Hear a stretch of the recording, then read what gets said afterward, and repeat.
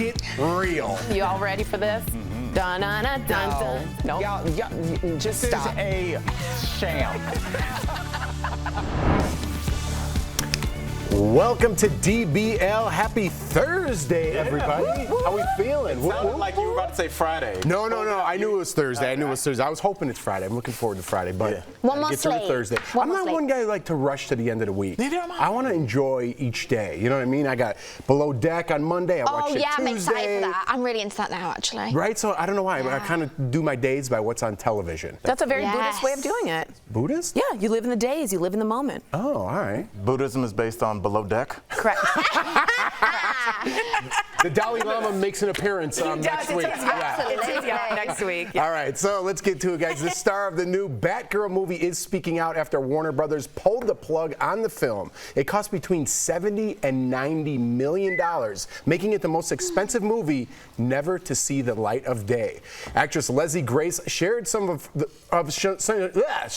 her pics in costume on Instagram, saying she was proud of the hard work from the cast and crew and thanked fans for their love and belief in her. Aww. Ooh, somebody didn't have some belief, I'll tell you that. 90 million. She also shared some behind-the-scenes footage. Warner Brothers announced the film would no longer hit theaters or stream on HBO Max as planned. It was reported test screening of the film were so bad, the studio decided to cut their losses and cancel the film's release. The film did have some star power. Michael Keaton was going to revive his role as Batman, and Brendan Fraser was cast as the movie's villain, Firefly. So that's from the new movie. Obviously, that's not going to be released. Obviously, the old Michael Keaton was from the 89 or 90 film when that came out. Greatest Batman ever. You think so, huh? Everyone's Batman is the Batman they grew up with, so mine is Michael Keaton. Some people It was not the greatest. He was by far the Well, greatest. let's talk about the story, but it was not. It was the greatest by the far. Christian Bale was pretty good, He too. was great. I'm just saying Keaton is better. Gotcha. Yeah. So what do we think about let me put this into perspective for people. $90 million is a lot of movies, $70 to $90 million,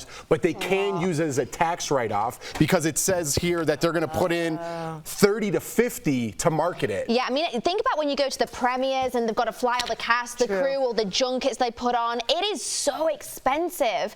And I mean, I think this is really sad. As obviously we are performers or talent or actors, comedians, can you imagine putting in all that work and then it just doesn't go anywhere? No one gets to see it. Steph, do you know what I thought about? And I don't want you to lose your train of thought. I thought about like when they had to have the meeting with her to call her in. Because you've told, that'd be the like, worst not only like day. you've told your parents have planned premiere parties, flights have been booked. Yeah. Everybody, your high school's having a spent money. showing of it. Like, I mean, it's just so, please continue. But that was who I thought about was her. Do you guys can have you any imagine? sense that this is fishy?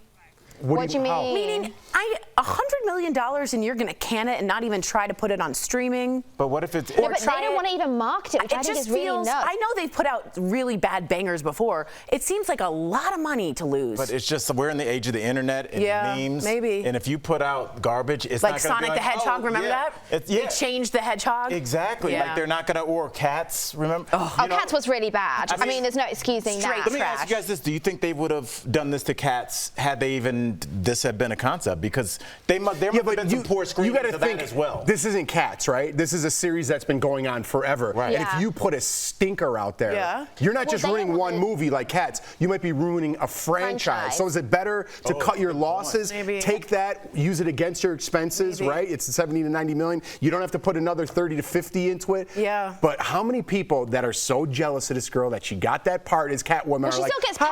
it stunk so bad that you got, you know what I mean? Like, no, listen, she's going to get another part, right? It's not, I'm not blaming it on her at all, but I'm saying like the haters, they got to be like, right, you know what I mean? You know what's crazy? I like Googled what are the DC movies have had like really bad ratings, so that, you know, like it's not going to continue. Wonder Woman 2 barely broke even. I didn't love Wonder Woman 2. Really Oh, I thought that was really good. Gal Gadot, are you kidding me? Wonder Woman 1 blew our minds, not 2. Wonder Woman 2. I'm like, I'm still wondering why they did a part 2. Oh, come on. I'm like, where's the support for our female superheroes? That was a good joke. It was funny. You didn't like that joke? No, I'm just like feeling bad for our female superheroes. I mean, we've had a Gal million Gadot's gonna be Batman. But isn't it great, Steph, that we're not talking about the fact that, we can't believe we have a female superhero. We're past that. We're just talking about the content. And Wonder Woman 2, famously, my son, when I was watching it, trying to like, I'm bonded with my kid watching this Marvel or whatever it is. And my son just goes, I don't know. I'm not feeling this whole business plot. It's like, all right. I never would have thought of that, but it did go in this weird, like, businessy direction. There's a lot of subplots. I mean, anything Gal Gadot does, I'm there for it. I'm living, so I'll take it. How about Chrissy Teigen? You a fan? Love Chrissy also. Well, here's some good news. They're expecting another baby. Chrissy shared the news on Instagram showing off her baby bump. She said after, quote, 1 billion IVF shots in her leg, she and husband John Legend are having another baby. Chrissy was apprehensive to announce the pregnancy until she was sure the baby was healthy. She said it's been hard keeping it in for so long. Chrissy was open about suffering a pregnancy loss back in September of 2020, if you remember, and posted these pics with their son Jack shortly after.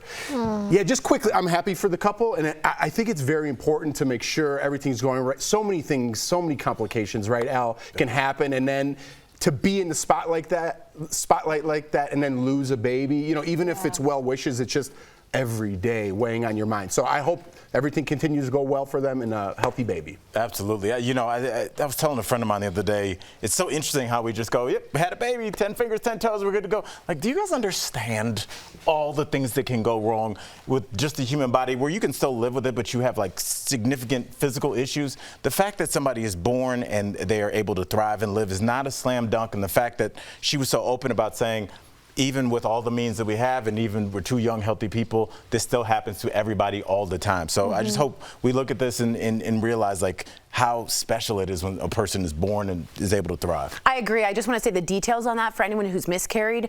The IVF shots, the bruise on her leg, bringing up that she's had a gazillion of those, showing that she had a rainbow baby at this moment. It's representative of a lot of women that don't get a lot of representation of success after that. And Chrissy Teigen's always sort of been known for that.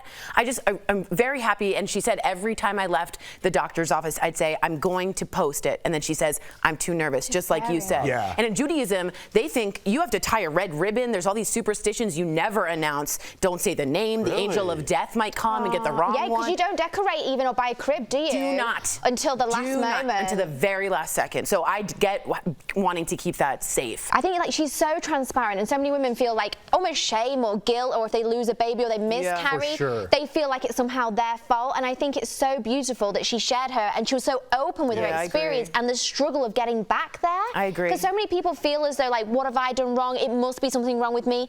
There's nothing wrong with you. You are not alone. And I think it's beautiful that she's being so honest. I agree with you. Absolutely. Showing those bruises even, that was important. So was that last button. All right, coming up on DBL. Sorry, She outdid Bobby Flay in his own kitchen. We caught up with Alex Garnaschelli, who is bringing the heat to her new show, and Days of Our Lives is going to streaming. But will the fans follow? We're about to chat. We're going to chat about it, Tori. Next. Yeah, there you go. There you go. I'm sorry, I didn't know. I didn't know much time. I'm so sorry. Closed captioning provided by. I think it is one of those stories we're all going to be like, what? So raised you. Why am I right all the time? Am I going crazy? Welcome to another week of Jeff's Mustache. By the way, Batgirl is one of the first lesbian or bisexual characters in the DC Comics world. I love that. Which has been Wonder Woman and has also been considered on the LGBTQ scale. And Linda Carter wrote in about a month ago when someone's like, she's not bi. She wrote in, if you don't think Wonder Woman, the original one, Linda Carter, isn't bi, you have not been paying attention. She played it the whole time that way. Really? Yeah, it was very clear in the early comics of Wonder Woman. Very clear? Very clear. In early, and Not to a young Al. I was like, cool. I didn't even know what that was. Well, within the background, I guess, of Wonder Woman. I do want to say the bruises is from shots. If you don't know, that's fine. I did it too. You have to put shots in your stomach usually. Everybody what it is. It's like hormone shots. So like you're putting estrogen in, and when you take it out, the blood vessels pop, and you get this like bruisey thing. So sometimes, like my mom, she gets one every week for her whole life. They've lost all the veins at this point. So we go to the legs, which sounds awful, but you got a lot of strong veins in your legs. So that's where Chrissy went. She had a bruise right here on her thigh. It's the first place you go when you can't get anywhere in. But what I meant is not showing the bruises is glossy. Showing the bruises on her leg was real. You know what I mean? It was not an Instagram moment when you saw the bruises. And I appreciate that about Chrissy. Wow, she's very polarizing, but I think this was love. She is. Do you dislike her or do you like her? No, I don't dislike her. I think she's made some mistakes. And she's As we owned up. all have. Yeah, it's like. If I was What do you think you're going to record your whole life like most people do and not have one major, one or two major mess ups? We'll call them that. And she had big mess ups. I don't understand like when we stop looking at human beings in totality, and now you did this thing 4 years ago. I'm just going to keep bringing it up. It's a very shame kind of culture that just leads to nothing. I hope we're getting through that. I hope we're getting through Yeah, but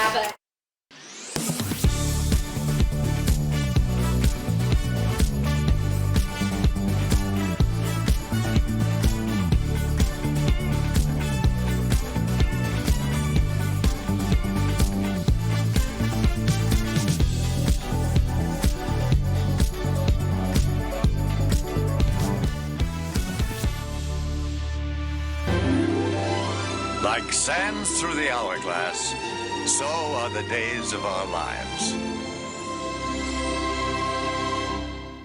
Welcome back. Was everybody like 10 in their grandmother's living room for a quick second? It got so quiet, everybody's like mesmerized when we went back to our childhood. I was just like, what is this nonsense? Well, Steph, that, of course, was the iconic opening of the long-running daytime soap opera Days of Our Lives that first aired in 1965. Says a lot. Yeah, that's right. And like sands through the hourglass, get it? That's what the guy just said. The show is making a major move. After 57 years, the show is leaving the airways and is moving to Peacock. That's NBC's streaming platform. It's not the only show that's making a move to streaming. The next season of Dancing with the Stars will not air on ABC, but instead it will stream on Disney+. This is a nightmare. This is a absolute nightmare. Because let me tell you something. The group of people that watch are about 25 to 54 who watch soap operas. Those people like to watch soap operas because it's the same dang thing over and over and over again. They don't want to find a way to now go and pay and figure out how to get on Peacock. My mom watches NCIS every single night because it shows up on Channel 7. She is not interested in doing this hoop-de-la, doot-de-doo, say Mark sent you, light a match 3 times. I can't even get to Peacock, let alone my mother. Not happening. Bad idea. That was a lot. Sorry, but I think it's a bad idea. I appreciate it. But as you were talking, what you were saying makes sense in that it is kind of appointment television. And Steph, I'm going to give you the floor because your face. I was going to say, I do understand the appointment television of it, and I understand that's why live sports is so attractive to a lot of people because you kind of got to watch in the moment. So I guess now that you say it, I think that like the fact that it's available all the time kind of takes away from it a little bit. But I think it just means it's going to get axed soon, let's be honest. I mean, it's going to be really boring. No offense to everyone who watches. I'm sure I'm going to get so much hate, but it's like Friends, but even older. Like, literally nothing changes. Doesn't matter what day you watch, who's killed who, someone's dead, come back from the dead. I don't know, but it just sends me to sleep.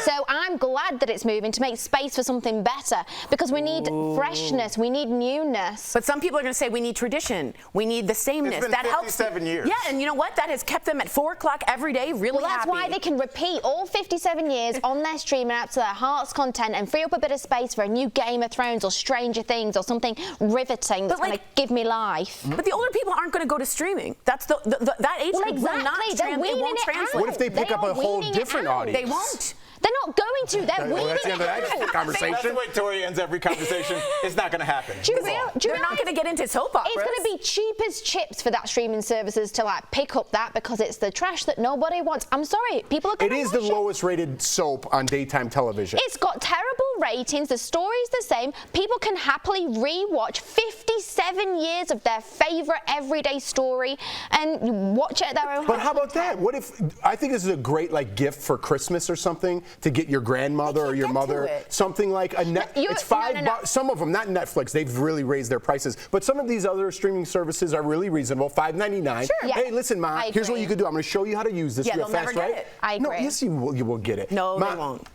I like you flowing with our conversation. No, and no. My granddad. Let's go to commercial. My granddad was 90 years old, and when I came and moved to America, he wanted to watch Daily Blast live. He was in a different country. He got himself an iPad, and he watched every single day. He knew how to do it. That's the exception, though, Steph. No, it's not. Anyone can do it if their family's put in the time to show them how to do it. I have buttons and I have flashers, I have things, and it's very difficult for people of that age to suddenly be intuitive on how to get to a streaming service. I wrote my granddad a little checklist, and he could go through the checklist, and he watched perfectly fine. Other side of the world, 90 years old. No excuse. I'm glad I got to share. All right, coming up on DBL, our interview with Food Network's Alex Garnaschelli. How does she handle the pressure of a heated kitchen? We'll find out. It's important. Following the Chinese Civil War in 1949, communists forced out the ruling Nationalist Party and established the People's Republic of China. Chinese nationalists fled the mainland and set up an anti-communist stronghold dubbed the Republic of China in Taiwan. To this day, Taiwan maintains its own military and political system, but the People's Republic of China in Beijing claims it as part of its territory. During the Cold War, Taiwan was a U.S. ally in the fight against communist regimes. But that all changed in 1979 when the U.S. formally began diplomatic relations with Beijing.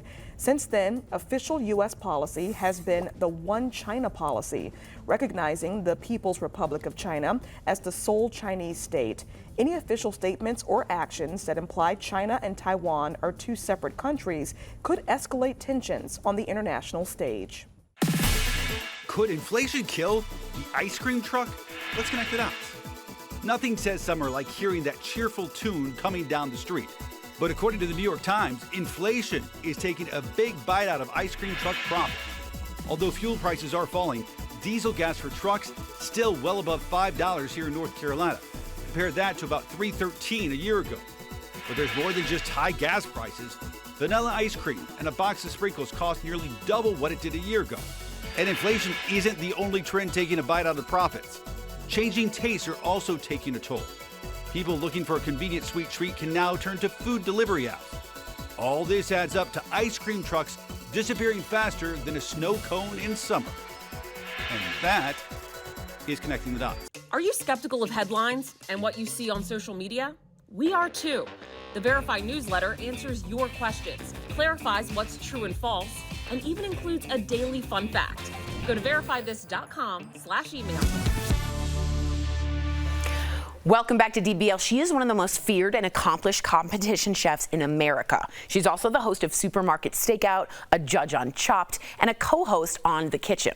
Earlier, we spoke with Iron Chef Alex Garnaschelli. Some competitors prove themselves in a sports arena, others in a boardroom.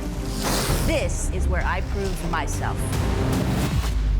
What's up with that, America? You face chefs from across the country in your new show, Alex vs. America. So what's it like to have a target on your back? Because we know you got one. And do you ever get scared of losing?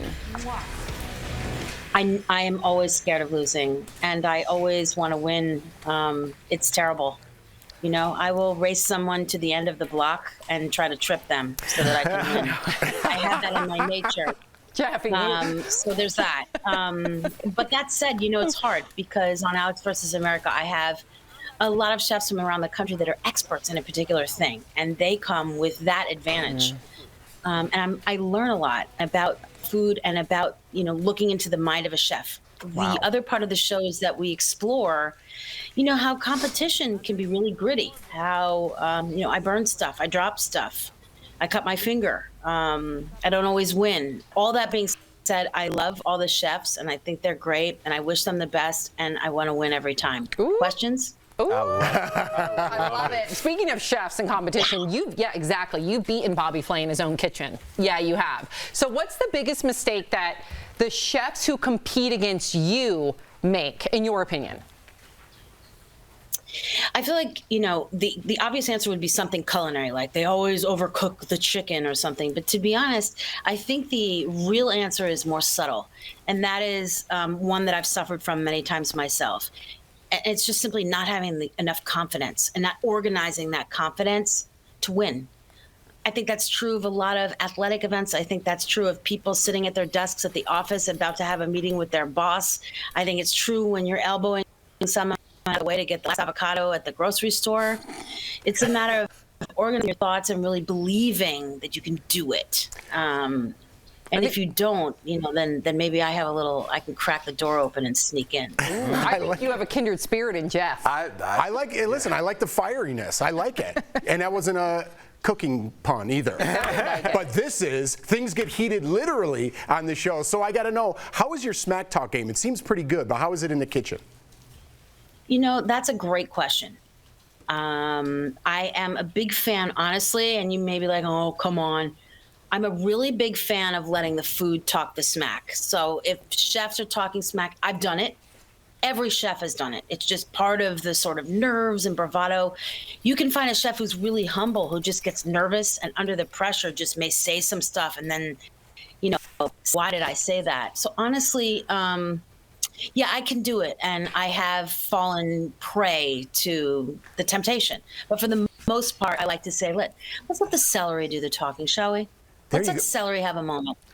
Alex, how come there's not more like chef beef? You know what I mean? Like in rap, there's Tupac and Biggie, Jojo Siwa and Candace Cameron Bure, you know, things like that. So why isn't there more chef beef? I know you have to taste other chefs' food and they have big restaurants in Vegas and you're like, this stinks, mine's better. How come that beef doesn't get outside of your little chef world? You are spicy. I could have been a chef. I got a jalapeno joke for you too. Okay. Well, oh boy. All right. That might be another segment. Joke. You ruined it. To be honest, was to say there isn't a chef beef, and you just don't know about it. You know what I'm saying? There's a lot of bell peppers and pineapples to hide behind.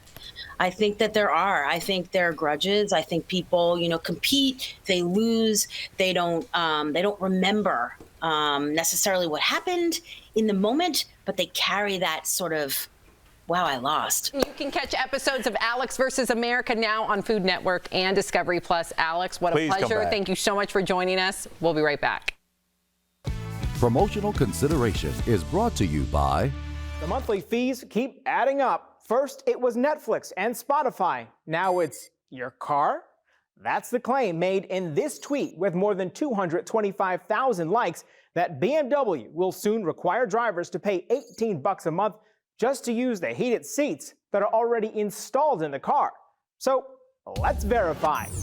Is BMW selling a monthly subscription service for heated seats? Our sources are BMW, Kelley Blue Book, and GM.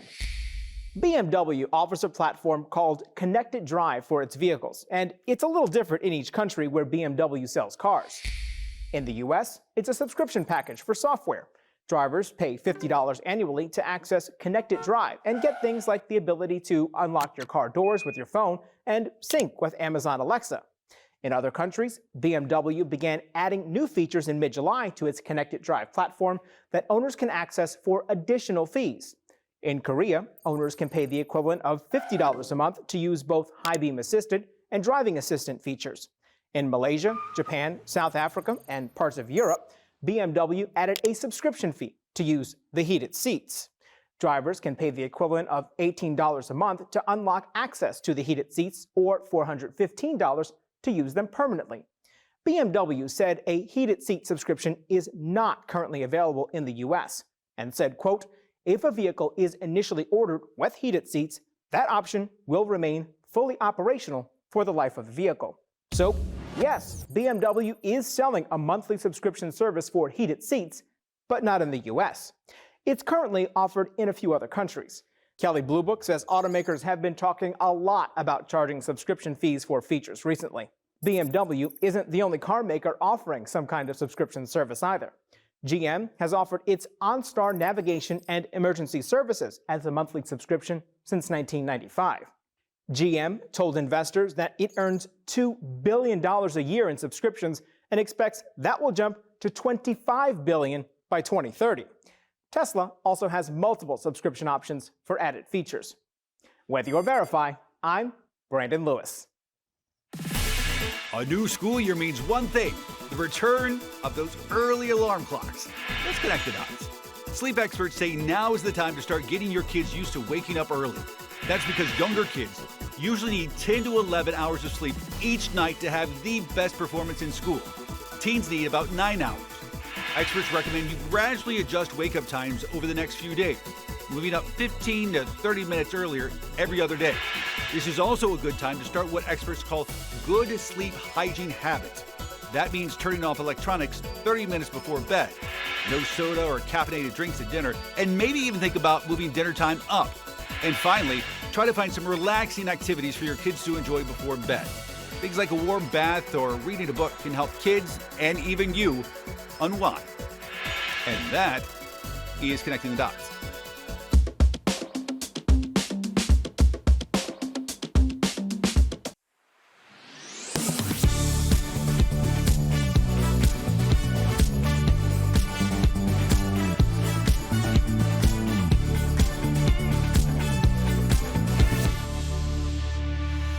Happy Thursday. We've got great deals and they're coming in hot. Get those phones out to scan our QR code and get ready to shop.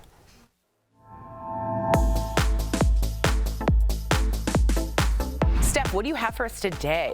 Hi Tori, hello DBL Nation. I am so excited to show you the deals today, and there are some things here that you're going to love, so let's get started. First up, we've got EVO Beauty 5-piece makeup set with primer, concealer and a gloss trio. So this deal includes 3 lip glosses, 1 primer and 1 concealer. Now this bundle here is usually $74. Whoa. But we've got it for just $24. That's what I'm talking about. Now that is saving you 68%, and these are perfect to pop in your handbag, so you've always got a shade ready. Love that. Now Tori, this is really fancy. Whoa. We've got the Bruce Lee cold press juicer by AI Cook. Whoa. So cold press juicers are like all the rage because they retain more of the good stuff compared to traditional juicing that uses heat in the process. So normally this is $200, but we've got it for just $49, saving everyone 76%. And there's no better way to save than on a product that's going to help with your health. Absolutely. Now next up, Tori, this is the 2-pack of Adoro Surge Mini 2-outlet dual USB surge protectors. Oh, whoa. They're available in 3 colors, black, white and pink. How cute is the pink? I know. So normally this is $80, but we've got it for $15, saving 81%. $15? And that's for both of them, Tori. Oh my, I would totally get this. And for our last product today, we've got Adrian Vitadini Montauk tote bag with an AV charm. Cute. And this bag is going to be so cool, it means it's going to work with no matter what your outfit is. Nice. So normally these bags are $210, but guess what? You are paying $34, like you said, for a name brand, and you are saving 84%. Wow. I know. And that means you can literally get one in every color. Head on over to morningsave.com to snag these amazing deals at the lowest prices. You can also scan the QR code on screen. It will take you directly to these products on Morning Save's website. Steph, thank you so much. All right, so we were chatting in the studio a little bit. Steph, who's your favorite Batman of all time? Tori said Michael Absolutely Keaton. none of them. But if I have to pick one... She's a hater. Yeah, I don't like it at all. As you guys know. I guess I could pick Ben Affleck because he's married to J-Lo, so I'll give him a pass on that one. There we go. Christian Bale for me, definitely. Me What about too. you, Jeff? I'm going to tie break it, Christian Bale. But I do like Michael Keaton. Ben Affleck, we'll see you tomorrow. I'm Batman.